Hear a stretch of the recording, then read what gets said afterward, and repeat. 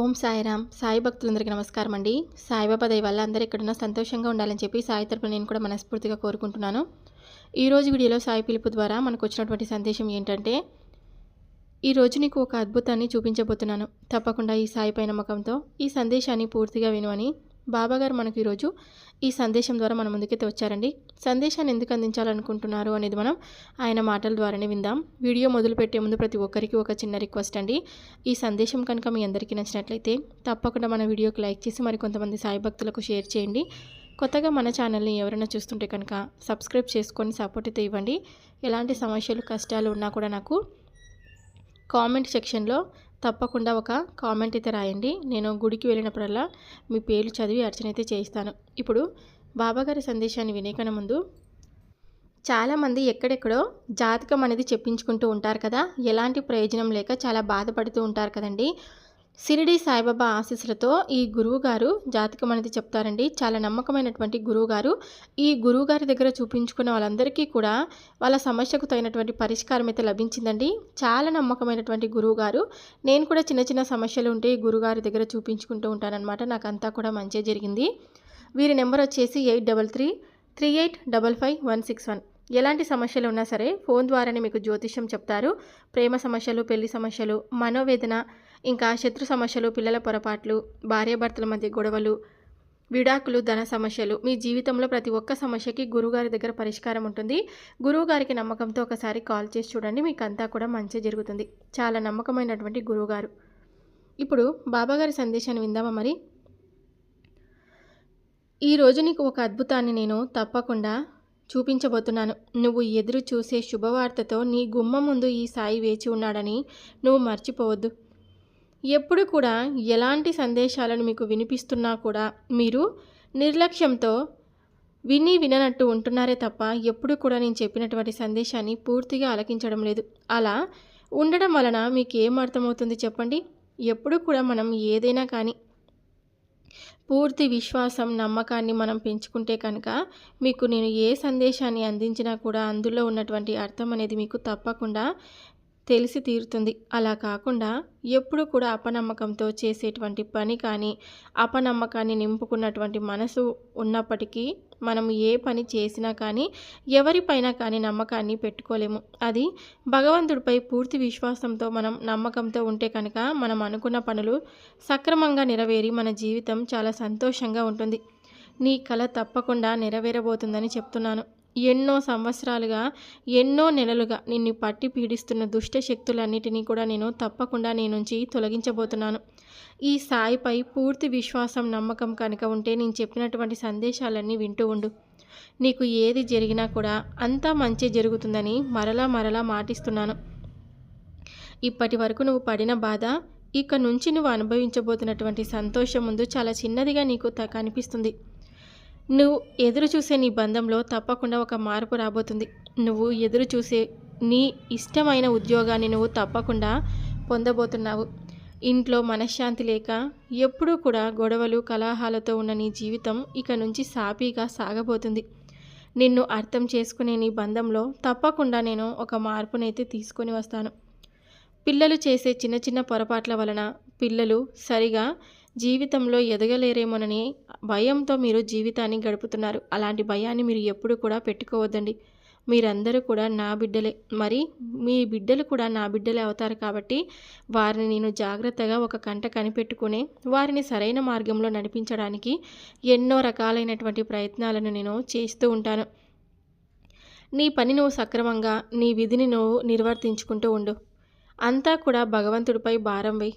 ఆయన నమ్మినటువంటి భగవంతుడిని ఎప్పుడు కూడా మిమ్మల్ని మోసం చేయడు. తప్పకుండా మీకు మంచి చేసే తీరుతాడు.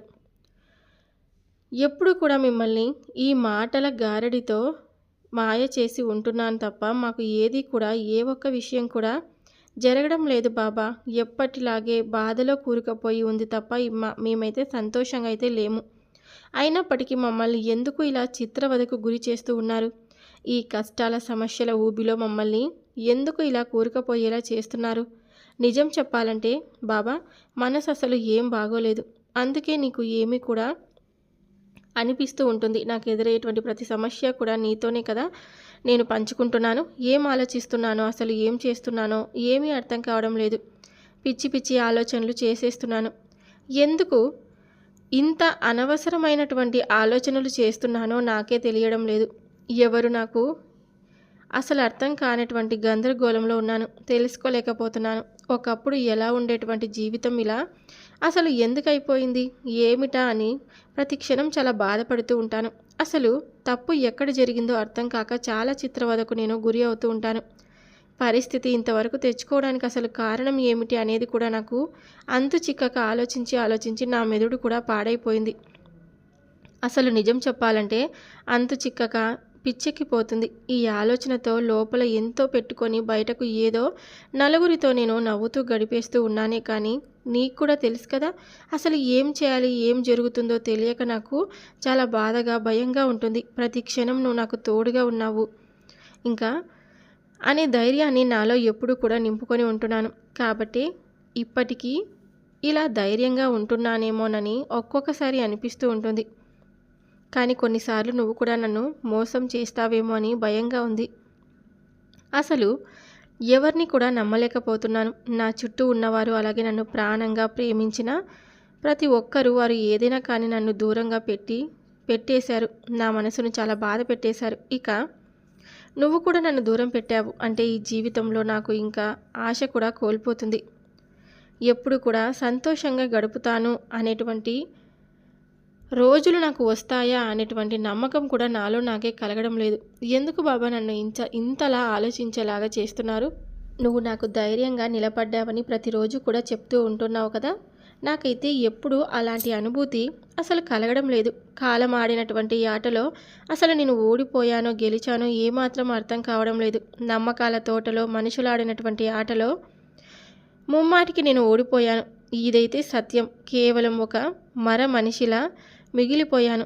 చూడమ్మా, నువ్వు ఇప్పుడు చాలా బాధలో ఉన్నావు. అలాగే నీ మనసంతా కూడా ఎంతో దుఃఖంతో నిండిపోయి ఉంది. కాబట్టి నువ్వు అసలు ఏం మాట్లాడుతున్నావో, ఏం చేస్తున్నావో, ఏ విధంగా ప్రవర్తిస్తున్నావో నీకే అర్థం కావడం లేదు. కాబట్టి నేను ఎన్నో మంచి మంచి సందేశాలను, మంచి మంచి మాటలను నీకు తెలియపరుస్తున్నాను. నేను నీకు ధైర్యాన్ని ఇస్తున్నాను. అదేవిధంగా ఎంతో మనోవేదనకు గురైనటువంటి నీ మనసుకు ఊరట కలిగేలాగా నేను ఎన్నో రకాలైనటువంటి మంచి మాటలను నీకు వినిపిస్తూ ఉంటాను. ఇవ్వడం లేదా? నేను నీకు ఏమాత్రం కూడా సహాయాన్ని అందివ్వడం లేదా?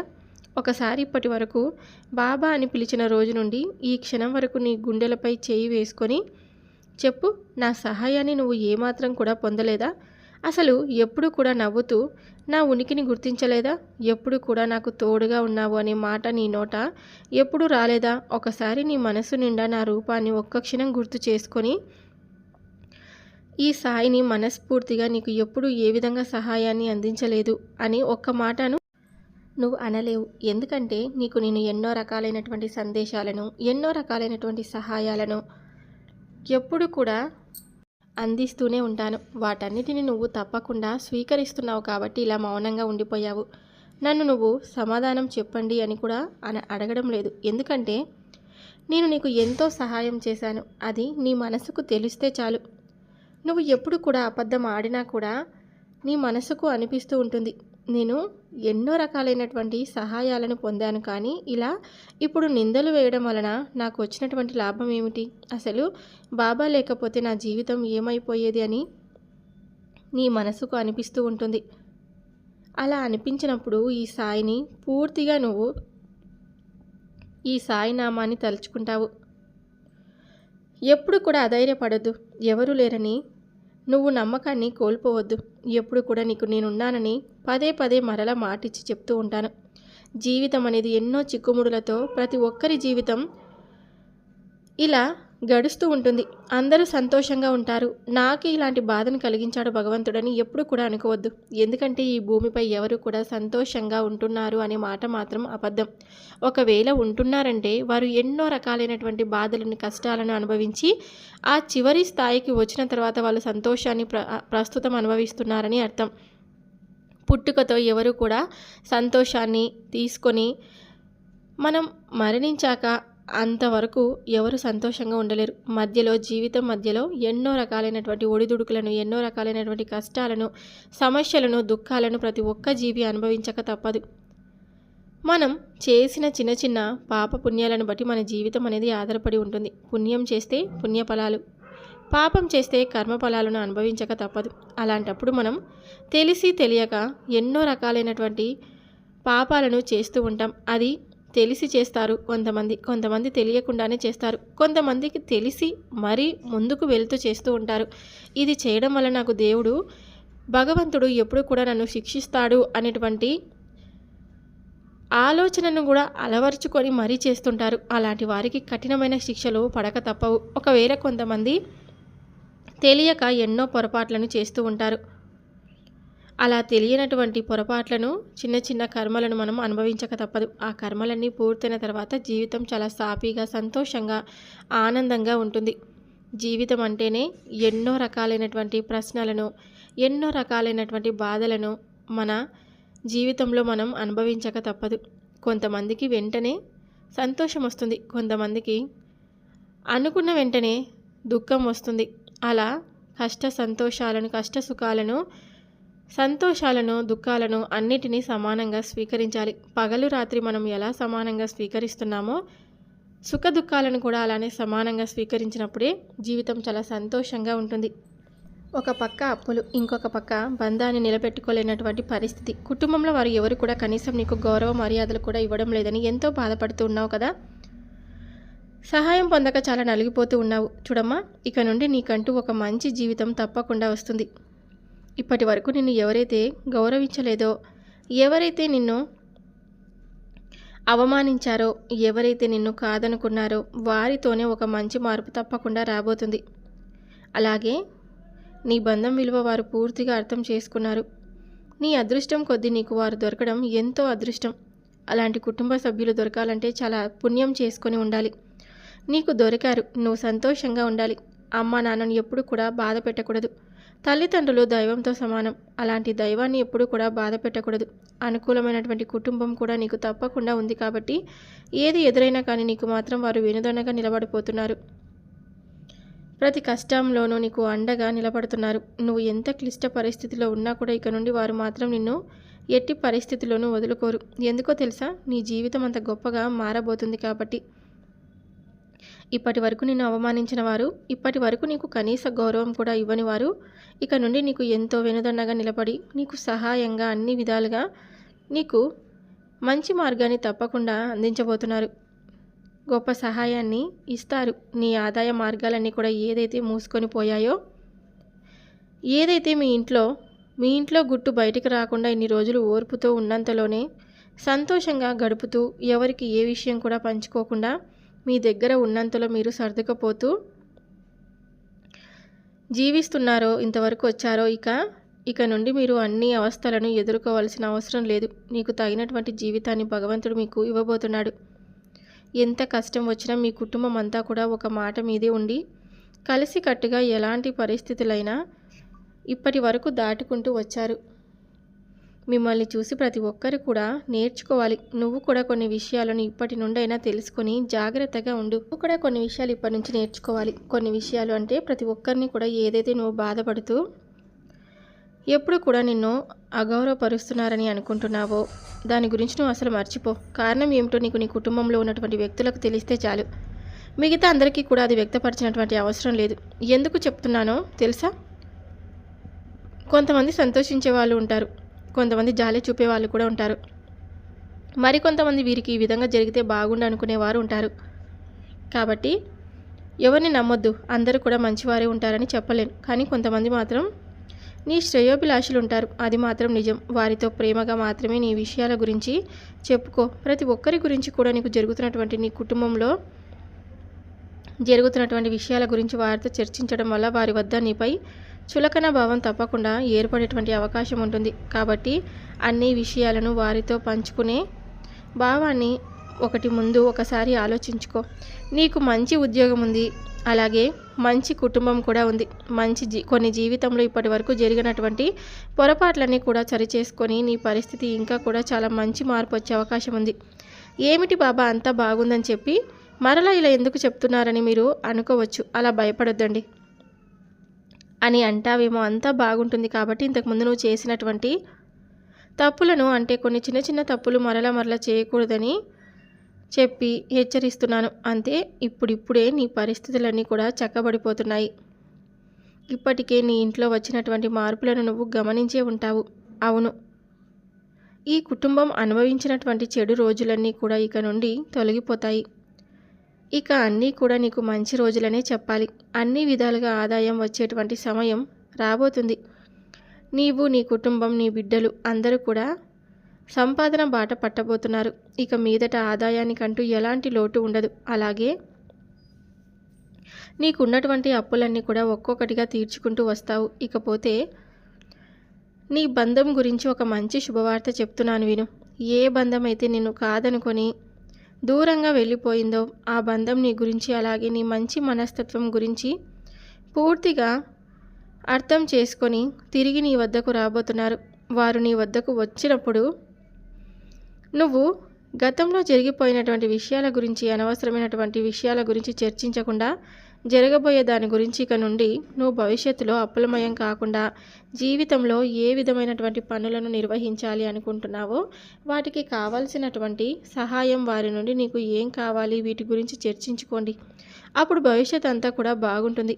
రాబోయేటువంటి రోజుల్లో ఇక ఎప్పుడు కూడా ఒకరిని ఒకరు దూషించుకుంటూ ఒకరిపై ఒకరు అనుమానాలను పెంచుకోకుండా మీ బిడ్డల కోసమైనా కానీ మీ జీవితాన్ని మీరు సంతోషంగా ఉంచుకునేందుకు ప్రయత్నం చేయండి. బాగా గుర్తుంచుకో, ఈ రోజు నుండి సరిగ్గా 3 నెలలలోపు నీకున్నటువంటి అప్పులన్నీ తీర్చిన తర్వాత నువ్వు నీ కాళ్ళపై నువ్వు సొంతంగా నిలబడి ఒక మంచి ఇల్లు కూడా కట్టుకోవడానికి నీకు గొప్ప ప్రణాళికలు వేసుకొని సిద్ధంగా విజయానికి చేరువలో నువ్వు ఉంటావు. అయితే ఇప్పుడు మాత్రం నీ మనసులో ఏముందో నాకు తెలుసు. ఇంకా అన్ని రోజులు ఎలా ఉండాలి బాబా అని ఆలోచిస్తూ ఉన్నావు కదా. చూడమ్మా, మన దగ్గర నుండి సంపద కానీ ఏదైనా కానీ బంధం కానీ ఏదైనా కానీ దూరం అయిపోయేటప్పుడు చాలా వేగంగా దూరం అయిపోతుంది. కానీ మరలా అవి మన దగ్గరకు రావాలంటే ఒక్కొక్కటిగా వచ్చి చేరుకుంటూ వస్తుంది. అయితే సంపద తిరిగి వెళ్ళిపోతే మాత్రం ఆగడం అనేది జరగదనుకో. నీ స్థాయి పెరిగింది కాబట్టి గర్వం అనేది ఎప్పుడు కూడా నీ దరిదాపులకు కూడా రానివద్దు.